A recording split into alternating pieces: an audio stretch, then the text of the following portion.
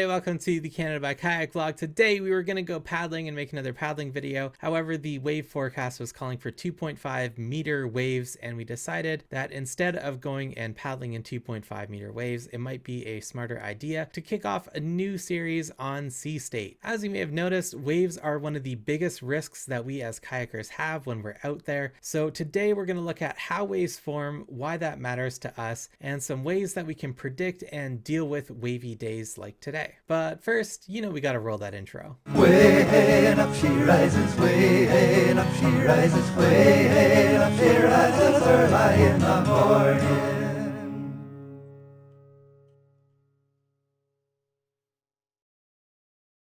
Sea state is literally the state of the sea. Anytime that I'm using this term, I'm referring to the mixture of ripples, chop, wind waves, storm waves, and swell. Basically anything that's going to be adding any kind of texture to what would be an otherwise calm sea. I'll also add in here that there are some localized factors that can affect sea state, but today we're just going to be focusing on how waves develop, and hopefully we'll be able to expand this playlist to cover those things a bit later. However, right now I do know what you're thinking. Tim, you live by the lakes, not the sea. And yes, that is true. We do live on the lakes. However, these lakes are great. Did you write a pun into this? Did you put a pun in my mouth? Lydia's sitting in the hallway today because we need the whole room as the background, so we can't just hide her off camera.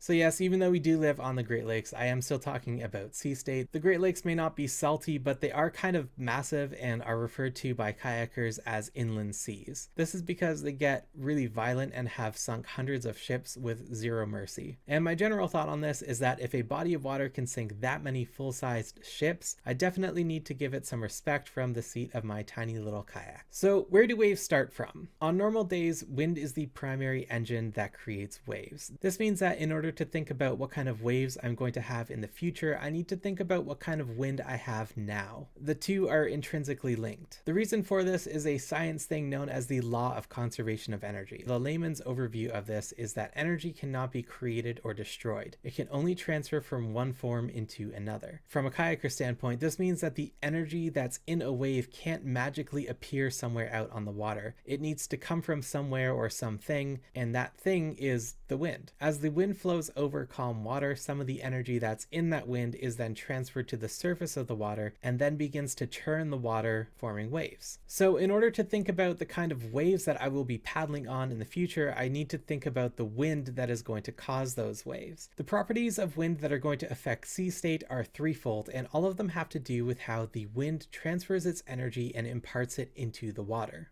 The first is wind speed. It makes intuitive sense that if the wind is blowing really, really fast, it has more energy within it to transfer into the water. If the wind is really, really strong, it has the potential to produce larger waves moving at a faster speed, which contain more energy. And for the record, the more energy, the more dynamic the water gets, the more challenging conditions get, which means that the risks for me as a kayaker become greater. The second factor is the duration that the wind has been blowing for. This is another way to add more energy, but instead of adding it all at once with a strong gust of wind, it's being added over a long period of time. Sustained winds from a single direction will add lots of energy to the water, sending waves off in the direction that the wind is blowing. If the wind has lots of time to transfer its energy into the water, the sea state will become dramatically more dynamic. The third major factor in creating waves or developing sea state is called fetch. Fetch is the distance over water in which the wind is blowing. When the wind travels a longer distance over the water, it has more surface area to transfer its energy into the water. Another secondary effect of fetch is that it's associated with high wind speeds, since there's no obstructions like trees or buildings to slow the wind down. Since fetch aids the development of waves both by creating the conditions for good energy transfer from the wind into the water and by providing a nice flat surface for high winds to run amok, it can be considered one of the more important factors in the development of waves. So in order to develop waves, we need to have strong winds.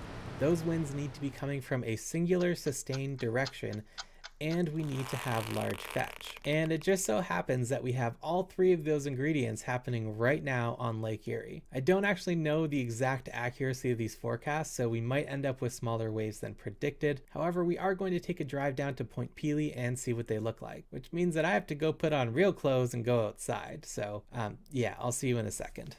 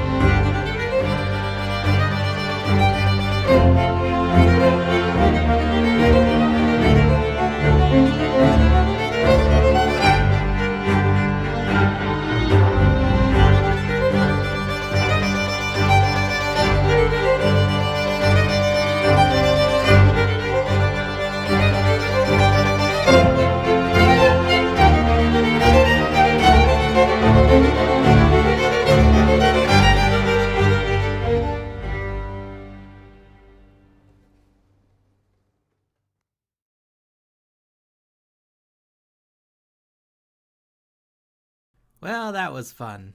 And wet. Hopefully you can see from this that the theory of wave making does in fact lead to waves made, and that brings us to the last section of the video. What do I do about this? Being able to see and predict waves coming before they actually happen is great. However, as a kayaker, I need to know, practically speaking, what can I do? I'm going to be honest with you, this can't really be exhaustively answered in a YouTube video, but I will leave you with 3 things that I always do before heading out on the water.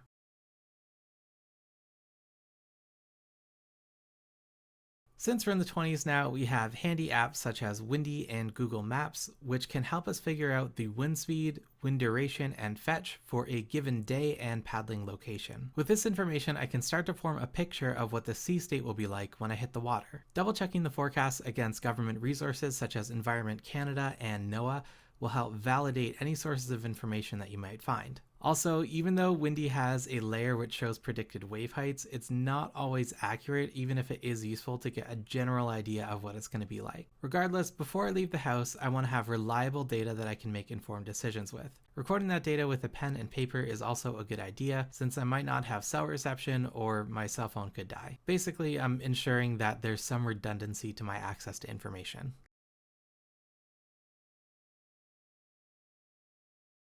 If a paddling location is getting a little bit rowdy, something that can be done is just don't paddle there. You can see from this video clip from NOAA that the west side of Point Pelee was significantly calmer than the east side. The Rondo and Long Point peninsulas also provided a similar sheltering effect from that specific wind direction. Although on this particular day, the waves in those sheltered areas were still pretty big. Basically what I'm saying is that it's a good idea to have a backup plan before you leave in case you get to a paddling location and the conditions are just not safe. So the west side of Point Pelee would be called the leeward side, and the east side would have been called the windward side, since it was the side that was exposed to the wind. It's possible that paddling on the leeward side of the land can reduce the effects of fetch and therefore reduce the size of the waves. However, this comes with its own set of risks. On the leeward side of land, wind will tend to push a kayak away from the safety of shore. So if somebody ends up in the water and a rescue is necessary, that kayak is going to get pushed away from shore. And even in calm winds, this happens a lot quicker than it may seem it would. Choosing between paddling on the windward or leeward side of the land is a whole risk management thing that's not going to fit into a YouTube video. All I'm trying to say is that substituting a rowdy location for a calmer one is a risk mitigation strategy that I rely heavily on.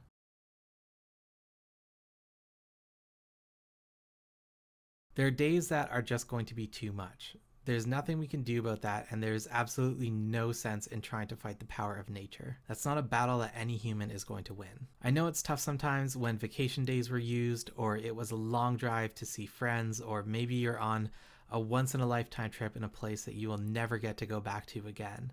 But at the end of the day, in the face of the sheer magnitude of the forces of nature, humanity is such a small and frail thing. Life on the water is something that we have the privilege of experiencing at the discretion of our planet. It's unfortunate, but things can quickly become tragic when we don't give water the respect that it deserves. Wait, was that the end? That was dark. Anyway, I hope that you like this video. Hit like and subscribe. It helps get content like this in front of new paddlers, which helps our community grow and helps everyone become a little bit safer out on the water. Thanks for watching, and I will see you next week.